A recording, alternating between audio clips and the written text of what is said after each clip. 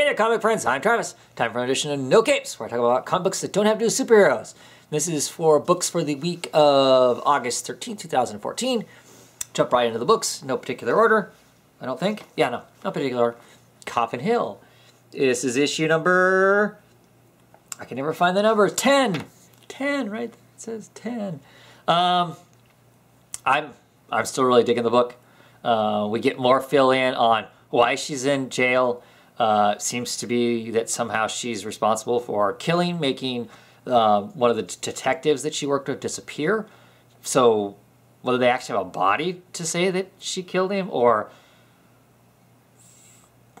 he just disappeared and they assume that she has some responsibility. That part of it we don't have filled in yet. I expect we will. Find out these two girls that had gone in current times that had gone to the Coffin Hill estate, and one of them is trapped in there. There's some pretty horrific artwork and creepiness that has to do with her being stuck in there.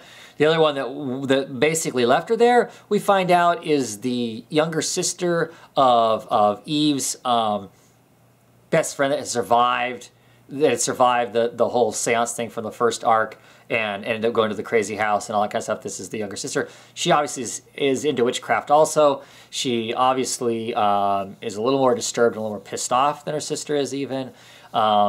She's kind of, in some senses, not in a sexual sense, but hooking up with the older brother of our sheriff, which is causing some dynamics, and there's going to be some pretty serious rifts going on there, I'm sure, also, they're going to cause some craziness. Our sheriff is going off to to Boston to visit her in jail to try and fix something. Lots and lots of moving pieces here. I think it's really cool. The art is just amazing as per usual. I don't know. Should I show some of the art? Here's one of the creepy scenes of the girl that's trapped in the house, and there's some voice that's talking to her, telling her where she should go and whatnot. While Eve's in prison, someone tries to assassinate her. She makes some assumptions on who it is that's trying to get her killed. You know, and Eve, with her powers, is not not defenseless in a prison. So there's some interesting dynamics going on there also. But yeah, some of the art is just really great. Just a great book. I don't want to talk about the bits and pieces too much because I don't want to spoil anything for anybody, really. But great stuff there. Next up, another Vertigo title, FBP, Your Federal Bureau of Physics. This is issue number 13. So we assume that our main characters get themselves out of the altered dimension that Rosa was creating, and there's some interesting dynamics between them, because while they were in this other non-reality reality, they kind of had a relationship to some degree. Well, full on. I mean, they were having sex and whatnot. So now they're not there. That never actually really happened, but maybe it did because it's a pocket dimension of sorts and whatnot. So, you know, there's that whole morning out, well, not personally, but you know that whole, you wake up the next morning after having slept with somebody that wasn't necessarily your plan, to that whole thing we've seen in lots of movies and books and TV shows, whatever.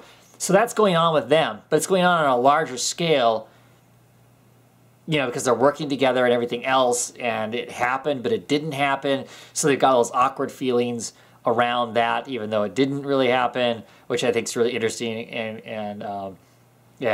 and complex and amusing. And we've got our bad guys that in one dimension are hunting them down and trying to kill them. And in this dimension, they show up and go, hey, whatever. And in reality, they're not after Adam. They're after Rosa. They kind of want to have a conversation with Rosa. Just really interesting. I really enjoy it. The art, I still think, is fabulous. The coloring's still fabulous. And it's a pretty book to look at. The snowing scenes, I don't know. I like them. I like them. It's just got enough cool, you know, alt reality dimension warp physics that I'm just keen on it. I dig it. I like it. Abe Sapien, issue number 15. This is an issue that we go back in the past. We see a glimpse of Abe back when Roger was still around. Roger is a golem, a Samokrian. He's a created thing that was brought to life with some of the fire of Liz. And this is during a time when, after Abe has found out who he really is, that he was the scientist from the Civil War era, and so he's gone back to being a scientist. He's no longer a field agent.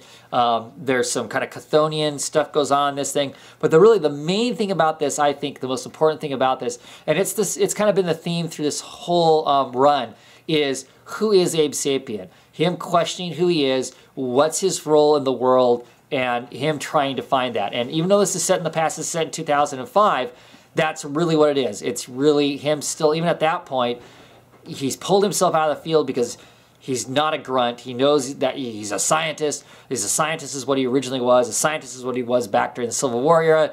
That's what he should be, and he's trying to find his place there, but of course he ends up in some combat in this. But they just do a really good job of continuing this whole searching for who he is and questioning who he is and whatnot. Not the place to start this book out at. You could probably pick this up and understand what's going on with it. In some sense, I don't want you to pick up the full feel of what I feel is important about the book, of him searching and trying to figure out what's his place in the world. So really enjoy it, though. Final issue of Lobster Johnson, Get the Lobster, 5 of 5. Took a while for this issue to come out, it feels like. Ended how most of these little series of Lobster Johnson ended, in kind of a blaze of glory that you're not sure how Lobster's going to get out of it, and somehow he ends up surviving in it. And once again, further enforces to me that Lobster obviously has some sort of superpower to survive the stuff that he survives, and some of this craziness that goes on in here, which then further makes me really interested in his history, because I believe, I could be wrong because I haven't read all this stuff, but I believe the first time we ever are introduced to the Lobster Johnson character is in either BPRD or the Hellboy book, and he's a ghost. At that point, he's a ghost. He's dead. And I don't know, because Lobster Johnson functions during the era right before World War II, and of course Hellboy is a very small boy during World War II. So somewhere along the way they run into his spirit. Well, what kills him? Because, I mean, he should have been dead in this issue, but somehow amazingly isn't. So curious as to what it takes to really, do him in. Something beyond the normal, obviously. This is also, this whole arc was pretty cool in the whole kind of exploring potential ghost stories of legends of who Lobster Johnson is. Where does he come from? Is he part of this lineage of Lobster Johnsons that have been around since way back in the day, and pirates and stuff like that, which is all kind of interesting, and tells these little chunks of stories. I'm sure at some point we're going to get another Lobster Luncheon that'll further all those stories and whatnot. If you like pulp noir with a spin of the supernatural on it, this is a fun book. It's a fun little book. Pick up any one, I mean, not to say pick up a random issue, but pick up any one of the minis, because they're told in kind of minis the same way that Baltimore is told in little minis. You could pick those little minis up and understand the story, I think, pretty well. And finally, Sex Criminals issue number 7. I'm not exactly sure what I think of this book. I'm still enjoying parts of it and whatnot. I still like the character Susie. But I wasn't super excited by this issue, and I haven't decided completely even yet, and it's been, 5 or 6 days since I read it, what I'm not happy about or not excited about with the book. I'm not sure if it's the fact that where they're at, our characters are at in their relationship with each other is always feels like an uncomfortable place to me personally, and so I'm taking that on personally, and and so it just doesn't feel as much fun. I mean, even when bad stuff was happening to it before, it still had a sense of fun about it. It was kind of the honeymoon period. You know, they were kind of high on each other, and that all that fun and pleasantry that goes along with that. And now Susie's kind of, not that she's not necessarily still in love with him, but they're busy. You know, he's been taking these medication to help his mental instabilities, and that's making him kind of lethargic sexually. And so she's really busy with the library stuff, and there's just more important things than each other, and so their relationship's kind of going, and so maybe it's well written. Maybe it's well written and told to make me feel that way. I don't know. Or maybe I'm getting something out of it that maybe somebody else is getting out of it. If you're reading this book, let me know. I'm knowing less and less people who are actually picking this thing up in singles that I see in videos talking about it and whatnot. If I'm missing your video, let me know. Because I want to hear what other people have to say about it.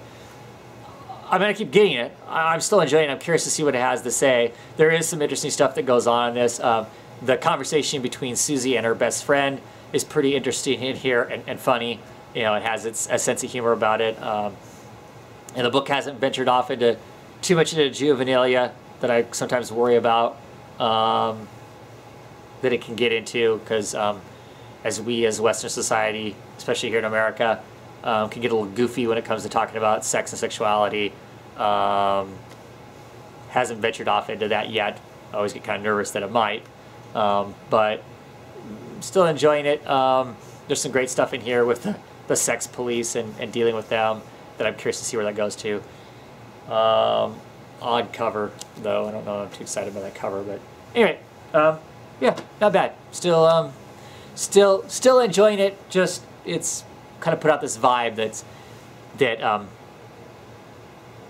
makes me uncomfortable. You can see the relationship in a slide, maybe, and I like them, and so I hate to see that happening. But it's part of the story, and I'm enjoying feeling uncomfortable, I guess, if that makes any kind of sense. Anyway, that's it for this week. Thanks for watching, and thanks for checking out some comic books that don't have to do with superheroes. What are you guys reading? What's out there? What's out there that I'm missing from last week that's non-superhero that I should be picking up, that I should be checking out?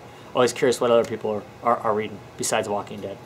At any rate, have a good one, everybody. Bye.